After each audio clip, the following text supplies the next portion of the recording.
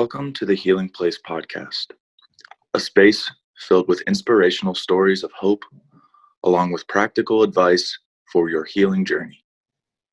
Your host is Teri Wellbrock, trauma warrior, writer, speaker, blogger, therapy dog handler, and founder of the Sammy's Bundles of Hope project. As a survivor and a thriver, Teri's mission is to shine the light of hope into the world by interviewing insightful guests from across the globe.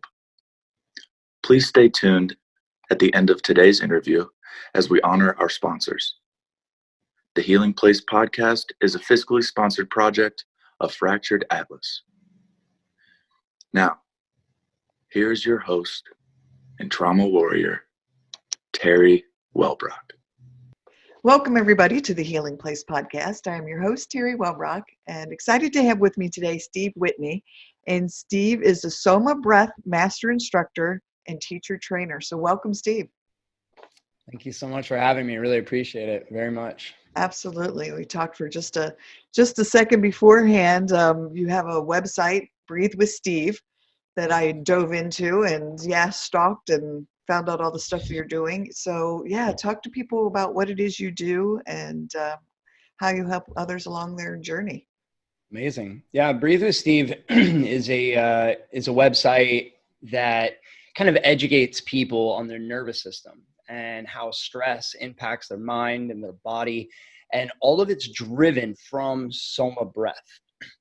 So SOMA Breath is a global training academy in health and pranayama. They take a full holistic approach, and this saved my life. I mean, the story of how a series of events had to lead up from me meeting the founder and using this modality myself. It literally changed my life. And so I was corporate America. I was a building engineer, made lots of money, penthouse apartments, nice cars, but I also had a heavy drinking problem, did drugs on the weekends, and even through the week. So I was very unhealthy. And it was actually some unfortunate circumstances. My mother dying from diabetes at 58 years old. And then my partner, she had a heart attack at 28 years old, a year after my mom died. And so at that point, we decided to change our lives and in search of more and what life was really all about, instead of this corporate hamster wheel with lots of, drinking, drugs, and parties and very unhealthy lifestyle. So I sold my business and we sold everything we owned and we moved to Thailand. And actually, this is where I started to train in yoga, meditation, energy work, Qigong, pranayama. And pranayama was actually the last one. And this is where I became deeply depressed.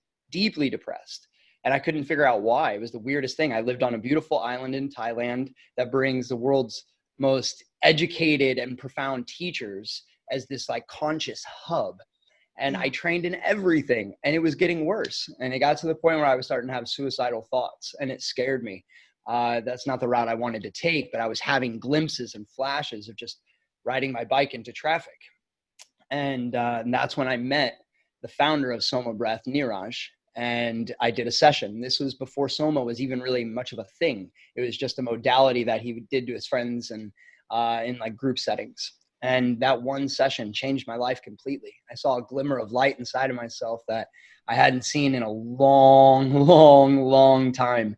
And that was enough to propel me into going to him and saying, I have to learn more.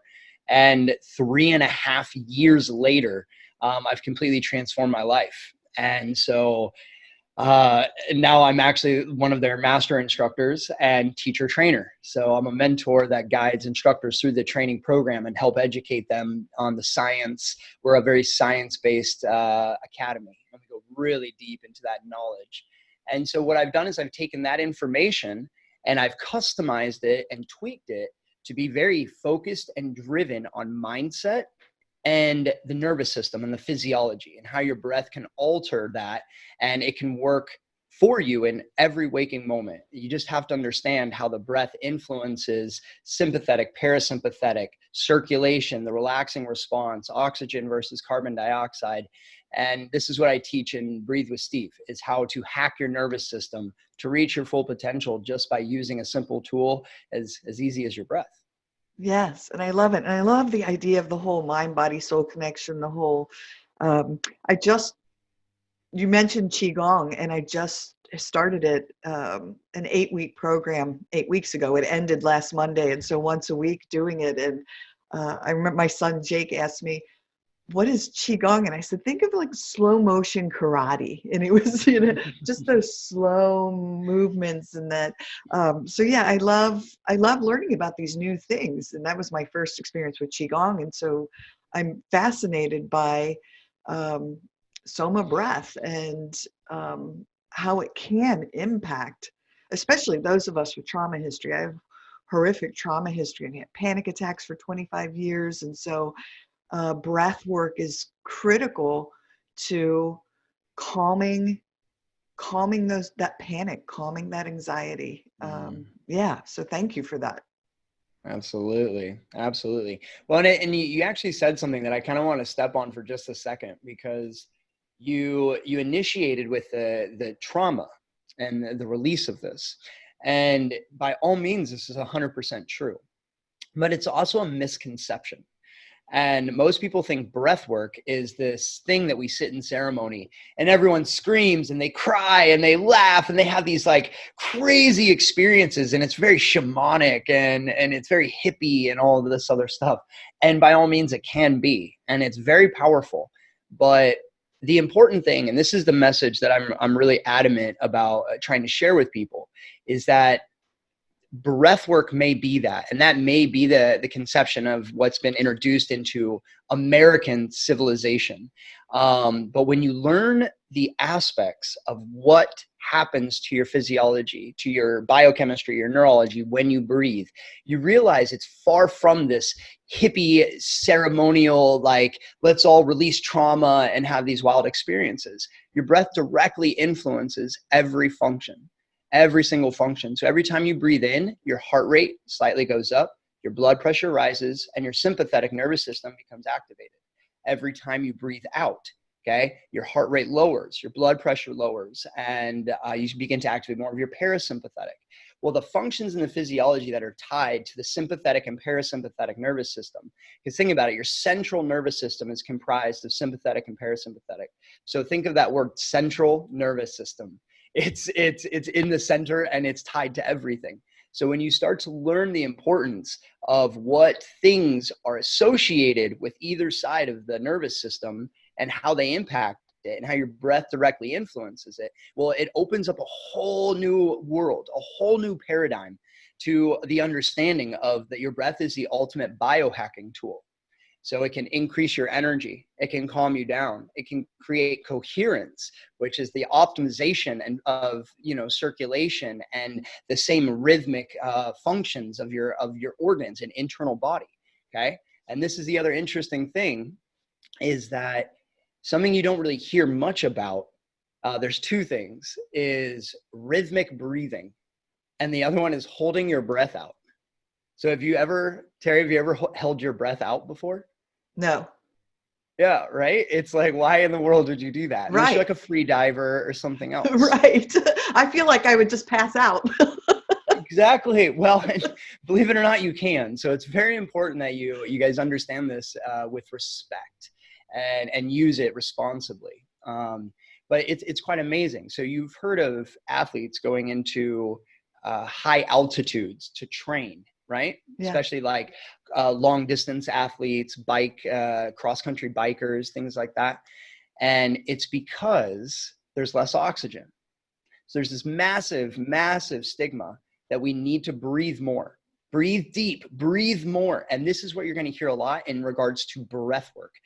Deep, full breaths, breathe in as much as you can. And this is actually fine for a ceremony that happens once a month or so. But as a daily practice, this is very, very, very dangerous. And so actually it's quite the opposite. In pranayama, the less you breathe, the longer you live. Okay. So the more oxygen you take in, the more you're creating oxidative stress. You could even move as far as what's called respiratory alkalosis. And this is where the pH of your bloodstream is becoming so alkaline that it's actually going to start to steal acids from the body. And where do we produce acid? In our digestive system, in our stomach. So if we don't have the right acid, because we're having to balance the pH of our bloodstream, then we're not going to break down food properly. And now we're not getting proper nutrition. We're not digesting our food well. We're not breaking that food down. And we're going to have toxins that are floating around our stomach, which can then lead to leaky gut, which can lead to chronic or autoimmune disease. So it's quite amazing to see how all of these things are tied together. But the really cool thing is that you don't have to climb to the top of a mountain to be able to achieve the same results as these athletes or shamans or ancient yogis that go to the top of the Himalayas and train or meditate up there. And their life is so, it's extended. You know, if you look at these, you know, monks that live in these high altitudes, they're 90 years old and they look like they're 60. It's quite phenomenal. But that's the thing, is we don't need more oxygen. We need to use oxygen efficiently. And when you lower oxygen levels briefly, it's called intermittent hypoxia. This is what SOMA, we train our instructors to be professionals and educated in. The one aspect, there's many, but this brief periods of low oxygen, well, that allows you, your body recalibrates. It says, oh my goodness, we have less oxygen. We don't know what to do right now. So what does it do? It starts to dilate your blood vessels. So you start to circulate more red blood cells around the body. You produce more red blood cells. The other interesting thing is that you actually raise CO2 levels. And most people think oxygen is crucial and CO2 is bad. Right. Okay, now oxygen is vital to your energy, to your health. Don't get me wrong here, but CO2 is the magical molecule. I want all of you guys to seriously let this sink in. CO2 is the magic molecule that is going to help you to use oxygen. Okay, so you breathe in oxygen, it binds to a red blood cell with hemoglobin. The hemoglobin is like the glue that attaches the oxygen to the red blood cell. Okay, it then the red blood cells go into circulation. Okay, and at this point, you hope that the oxygen will leave the red blood cell, and that way it can enter into the muscles, the tissues, other cells, your organs, your brain, everything in your body that needs oxygen to thrive. But here's the thing, is if you don't have proper CO2 levels, then the oxygen will stay bound to the red blood cell. It won't release. And so what you're doing, this is that leading to the respiratory alkalosis. This is when you have so much oxygen inside of your bloodstream, but you're not giving it to any other parts of your body because you have no CO2 levels. And when you hold your breath out for short periods of time, what happens is you lower oxygen, giving your body a rest, allowing your mitochondria to produce energy more efficiently. And then you rise, you build up CO2 levels. And when you build up the levels of CO2, boom, that's when the oxygen gets released from the red blood cell, moves into your cells, your tissues, your organs, your brain. And this is why those athletes in the top of mountains or in these high altitudes become so strong, so fit, their endurance increases. It's because they've actually provided their body with oxygen in a proper way, rather than flooding themselves with oxygen, but not spreading it out, not using it effectively. Does this make sense? Yeah, it's brilliant, and it makes so much sense. And what you were talking about with the breath work, my breath work was learned through meditation and then also through my therapist. So we would do like a 4 square, like 4 seconds in, hold for 4 seconds, 4 seconds out, hold for 4 seconds, that, and then like a rolling breath. But it always was about, getting in that deep breath and holding it for a second and then letting it out. And so this is fascinating to me. Yeah, and that's a good form by all means, but take it a step farther. So one interesting thing you can always do is, like, especially when you go back into the Ayurvedic system, Ayurveda is really the foundation to meditation, yoga, pranayama. And the Rig Veda, one of the most ancient manuscripts, is what formulated Ayurvedic and Ayurvedic traditions. But in Ayurveda, what they do is they paid attention to nature. And so it's interesting, if you watch animals that live, or mammals or animals, whatever, live 80, 120 years old, okay?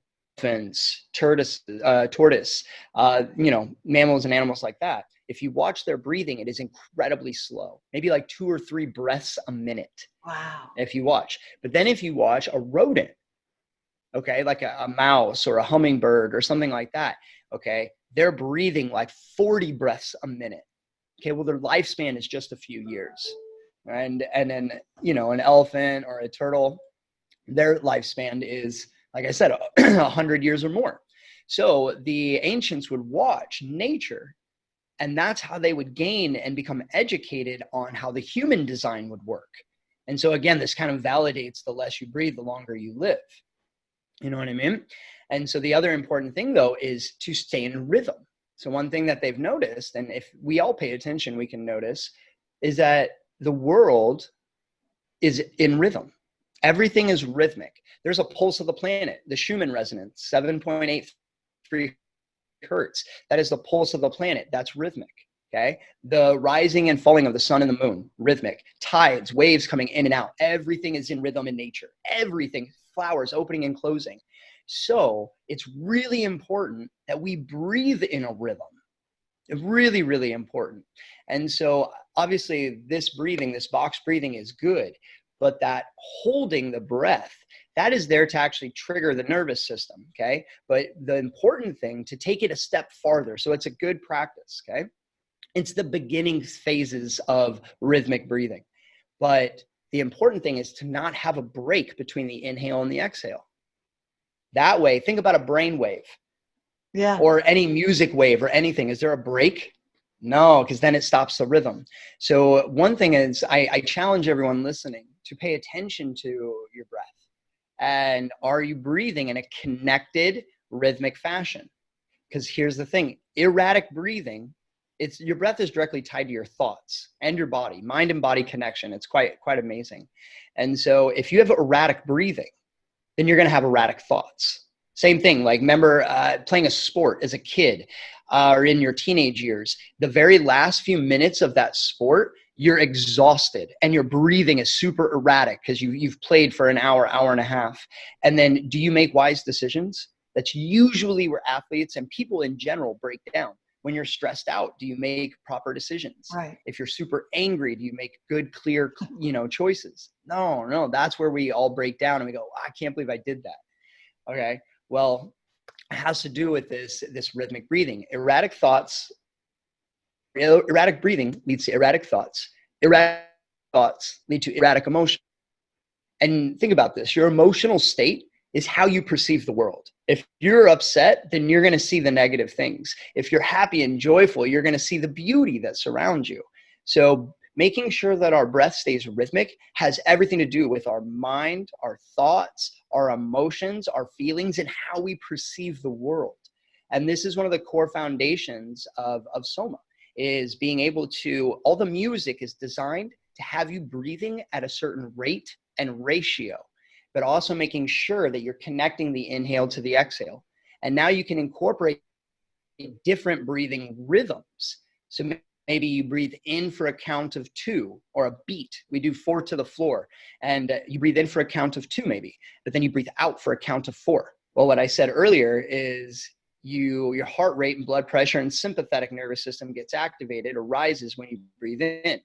The opposite happens when you breathe out. So if I breathe out twice as long as I breathe in, then I am going to lower my blood pressure more significantly, lower my heart rate, and activate dominancy to my parasympathetic nervous system.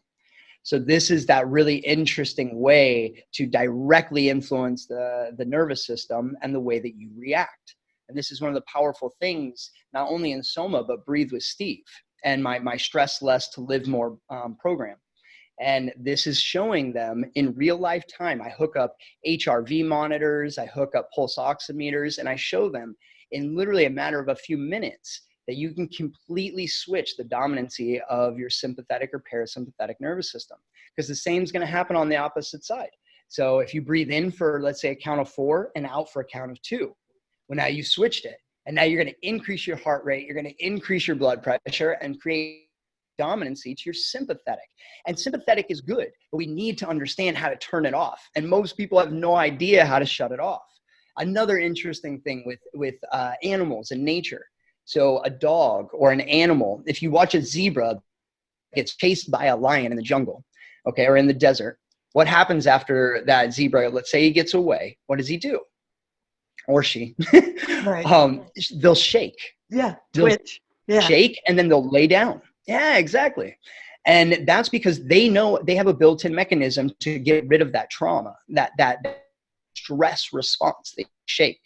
And then what they do is they lie down. So after a chase, you won't see the zebra go to work. You won't see go hunt for food. You won't see him go play and things like that. No, they'll immediately go rest.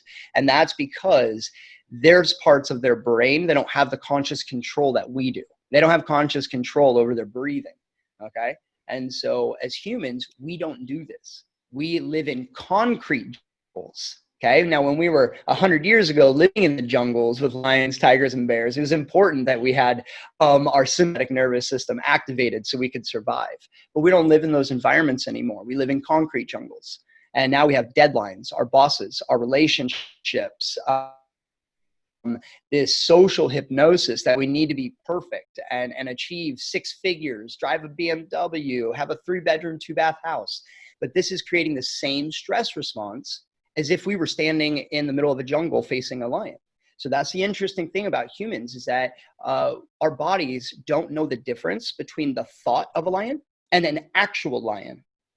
Okay. And so your body's going to react the same way. Again, this another validation of mind-body action. It's quite phenomenal how the two are really actually connected. But this is really dangerous. So if we're worried about our emails, if we're worried about our bosses, our deadlines, if our partner's mad at us or whatever, the activation to our nervous system is going to happen. And when we're sympathetic, your blood vessels contract, so you're not getting blood flow. You start to shut off blood flow and circulation to certain organs in the body. One, specifically your digestive system, because you don't need to digest food when you're running for your life, and your body knows that. So it increases blood flow, extremities, your arms, and so that you can actually run away and live. So think about this. If we're worrying about our jobs and these stresses, and we are not allowing ourselves to rest, to return back to homeostasis, this is the balance of our internal world and the functions of our body and our organs. If we don't allow ourselves to restore balance, this homeostasis, then we are in a constant state of contraction. And this is where you see a lot of autoimmune chronic diseases, anxiety, depression, chronic pain.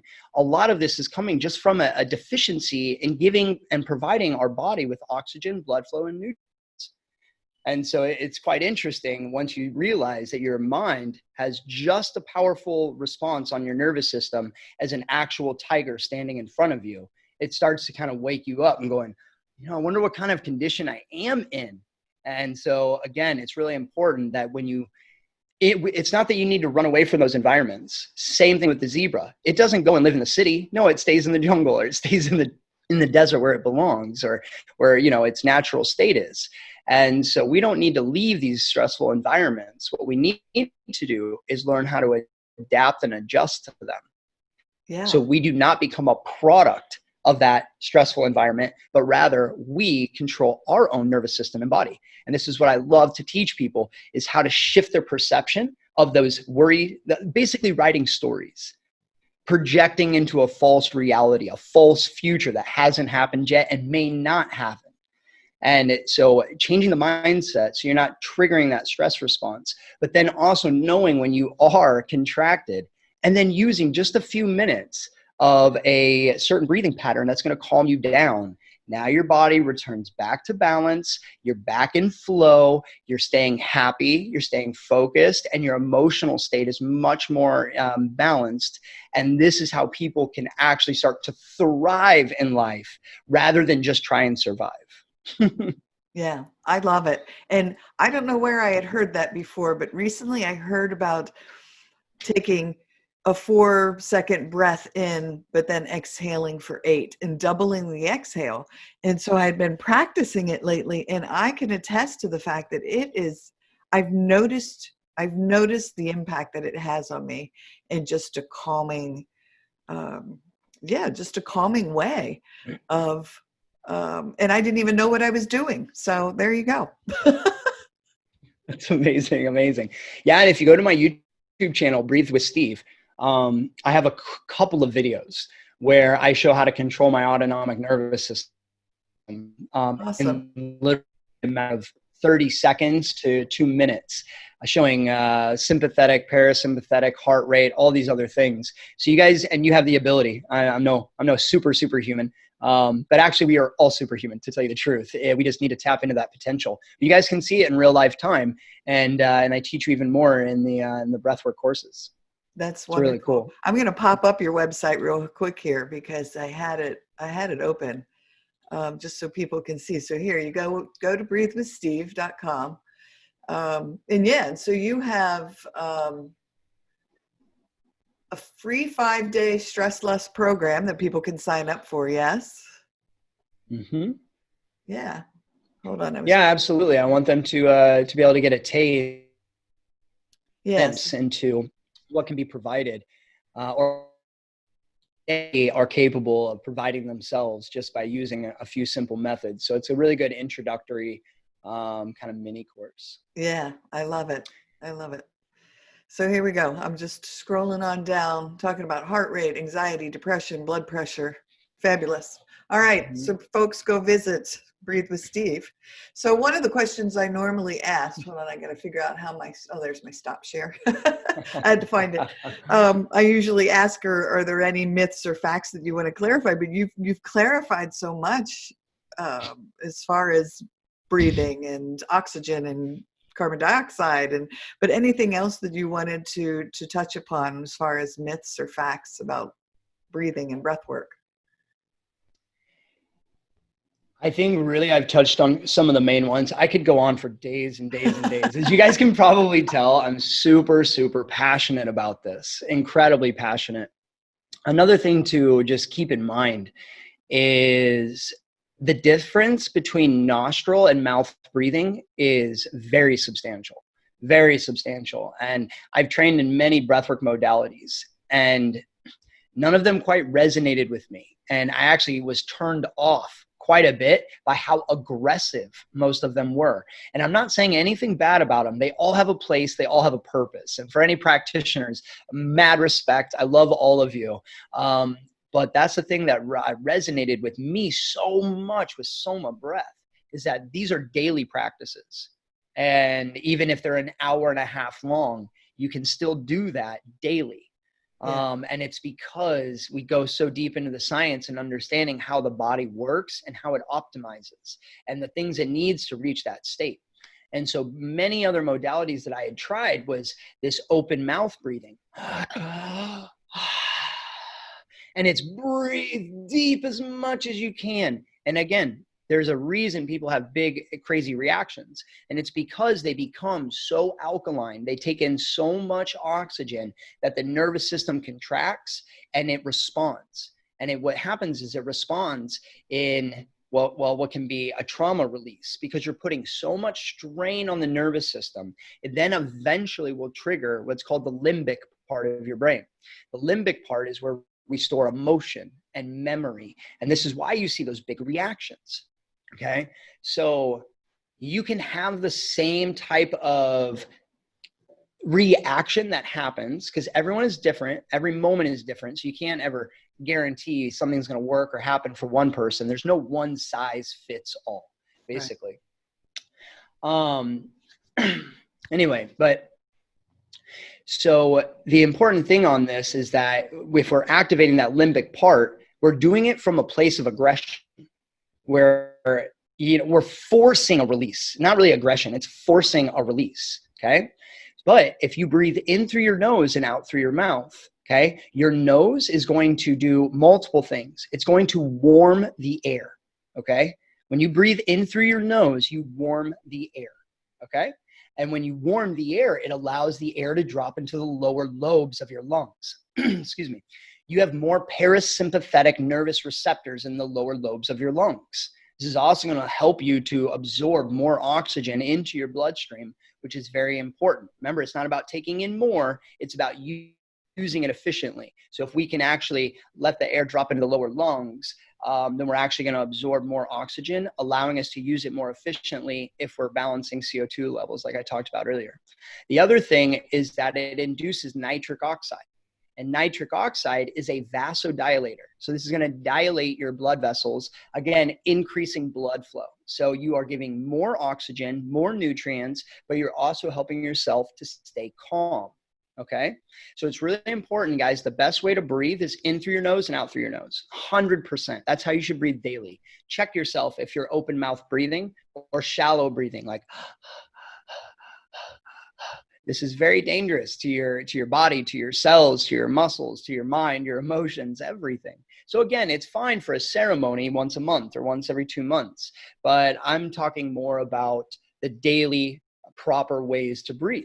And so this is really important. And what I teach a lot of is in through the nose and out through the mouth. Out through the mouth is just fine because you can make tones and vibrate the vagus nerve and things like that.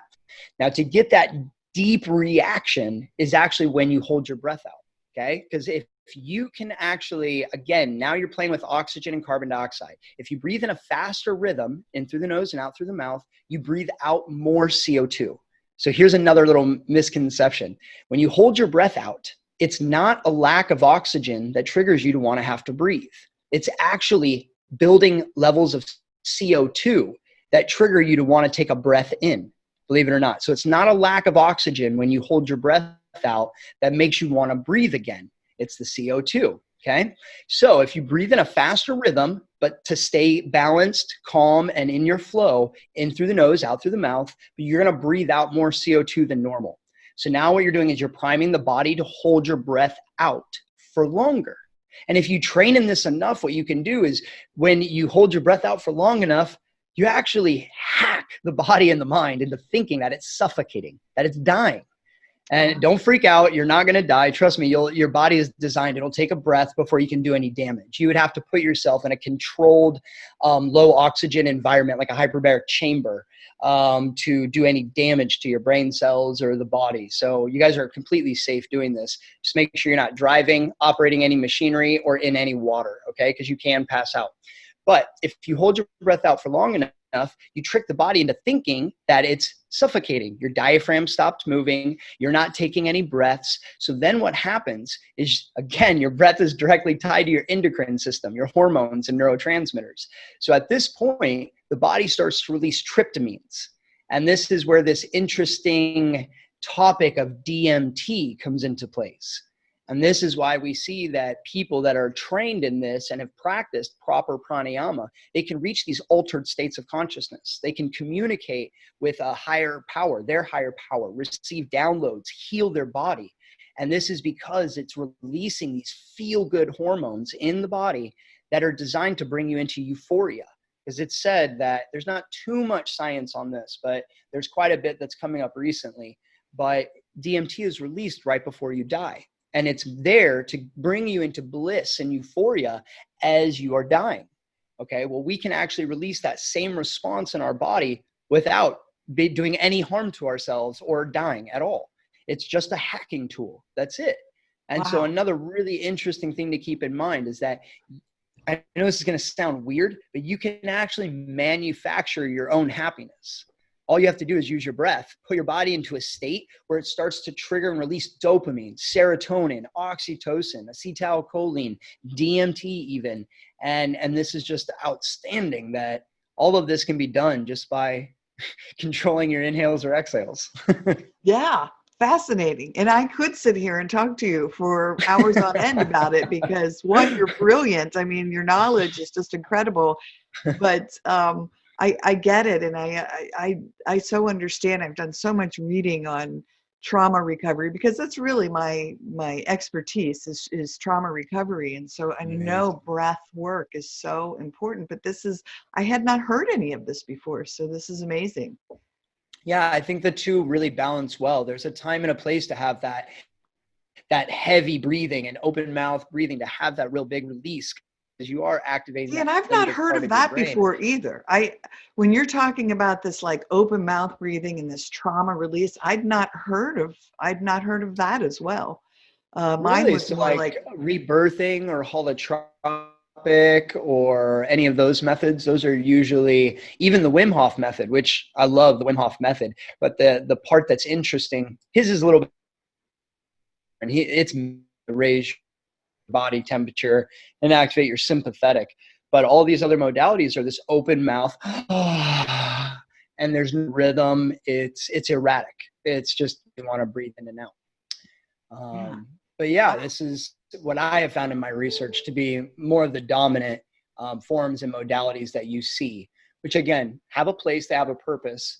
But for me, I like to take a softer approach that's a bit more in my body into its natural state and not force a reaction. And you're into trauma and trauma release. So what are your thoughts on, do you keep going into the darkness and into the trauma? And you can to release that past experience. Right. But there's also, in my belief, another side. And then you can also look at the light. You can find the joy and look at the other side. And what happens, most cases, is that darkness, that trauma begins to actually just weather away because you've created a new default setting within your mind and your body. I find there's two forms. What are your thoughts on that? Oh, I've always been of the mentality to go back into the trauma and resolve it in order to get to the light. But I love this idea of, because so many times people were terrified to go. I did EMDR therapy, which was going back into the traumas, going back in for 4 years. We went back into the traumas. But if I could have done the healing work without going back in, oh, sign me up. Yeah. Absolutely. Well, and again, it's not like there's one side. Everyone's different. Some people have had serious traumas and they need to go in and experience that a little bit. Because a lot of the times when we don't, it's due to fear. And if we're living a life of fear, we're immediately creating a contraction in our body. And that's why most people have a difficulty releasing traumas, because there's actually more fear than there is trauma, or the fear has been induced because of the trauma. Right. And yeah, exactly. We can all, I mean, if you weather away your ego, we all are terrified in most parts of our life, at least until we start becoming aware of it. And when you start to release that fear, but the fear holds in the body, and so does the trauma, because fear, what does it do? It induces a stress response to the body. So you're in contracted state. Now that feeling, that emotion can't move, the energy can't move freely through your body. And so that's why I find that the two coexist. It's really on a one-on-one kind of basis. For me, I like to bring people into light. What would you be doing? Where would you be? What's your perfect day? What's your perfect, let's create a visualization in our mind. And what would be this perfect day? Who would you be with? What would you be doing? And then all of a sudden we're like, there's the pain, oh, I can't do that. I don't deserve to live anywhere. This is horrible. But then eventually it's like, well, what would that house look like? Who would I be with? Oh, would I be sipping coconuts on the beach? Would I have a pineapple in Mexico? What would I be doing? And then you start to feel good. And that's when I like to also bring in that past experience, but rather from a place of inspiration and motivation. Like, okay, guys, it's time to face the fear. What is your fear? It's looking at you right in the eyes. I want you to look at it. I want you to be open to it. Harness it.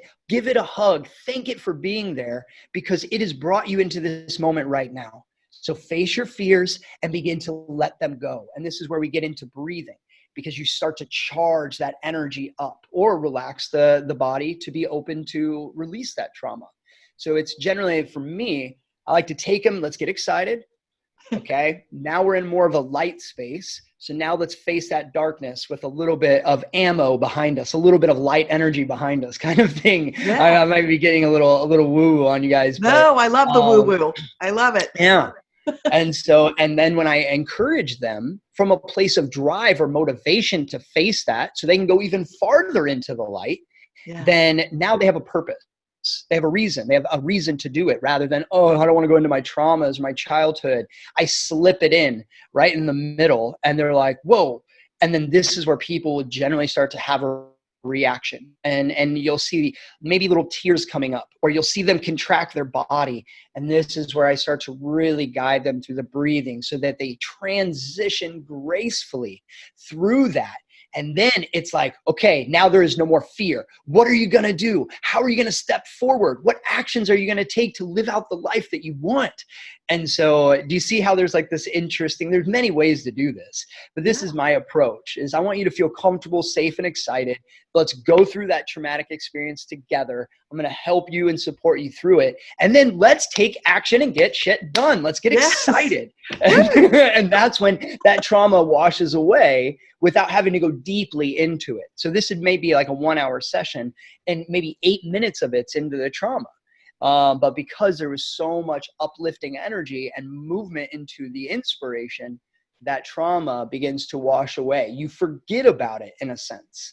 And yeah, it can have a positive effect. But for some people, yeah, you got to go spend many, many times in sessions going into the darkness. But I've dealt with my own darkness, my own depressions. And for me, I didn't need to go that far. That's why I take what I've learned. I only speak from experience. Everything that I teach, I've gone through. And so for me, I personally benefited more seeing the darkness, by all means, seeing those fears, that pain, that hurt from family members, from friends. In 14 years old, when I was humiliated in high school or in grade school, and it took me into my 30s to get rid of it. And I think it still lingers. There's parts of it.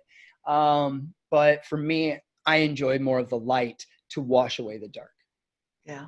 Beautiful. But all of them have a place. They're all beautiful. I'm not taking away from any other people or modalities, by no means, just trying to shed light on other ways and forms. Amen. And I love that philosophy, because again, every person's on their own journey, and we just have to find the thing that works for us. And so I love it that you're offering this positive, light, hopeful, inspiring approach. Yeah. So, all right. I hope it inspires others. Yeah. That's the whole point.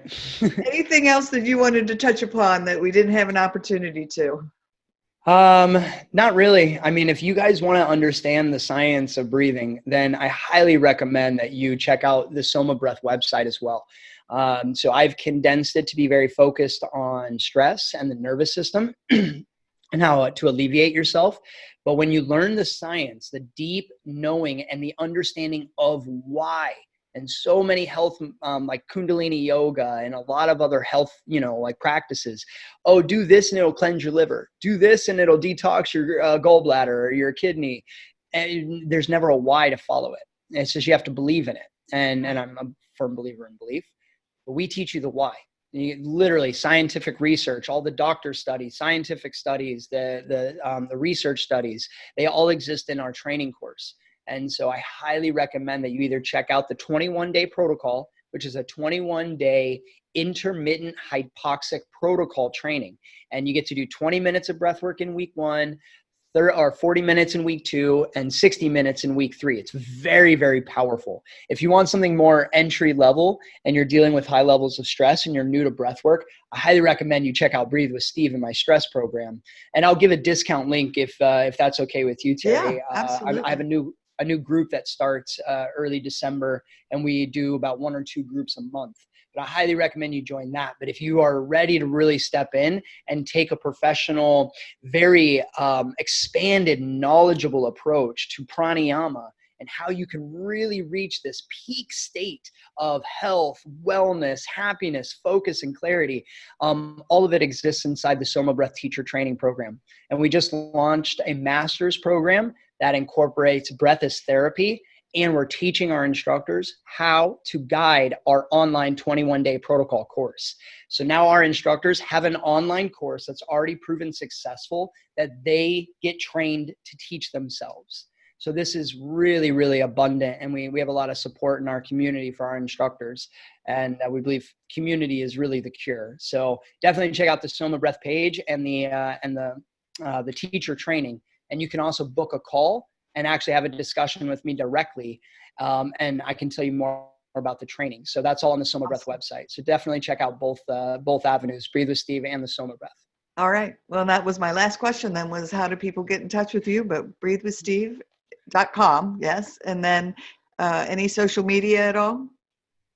Yeah, it's either Stephen Whitney or Breathe with Steve. I'm pretty sure almost everything is Breathe with Steve, but I'm very active on my personal page, which is Stephen Whitney, and you'll see it. It says breath coach, and and it's a fun picture. Awesome. So you guys All will right. notice it. Well, wonderful. Well, thank you so very much for enlightening me, enlightening the audience, and for helping us understand just the critical importance of breath work and the work you're doing in the world. So thank you. And Teri, and I really thank you for everything that you're doing in the world and your communities, this podcast for one, and the traumas, the healing, and the support that you're giving. This is how we elevate humanity. And so it's people stepping up and becoming conscious leaders. And I feel that from you 100%. So I want to thank you also for showing up in the way that you do and the support that you provide. So a lot of respect to you as well. Thank you so much. Thank you.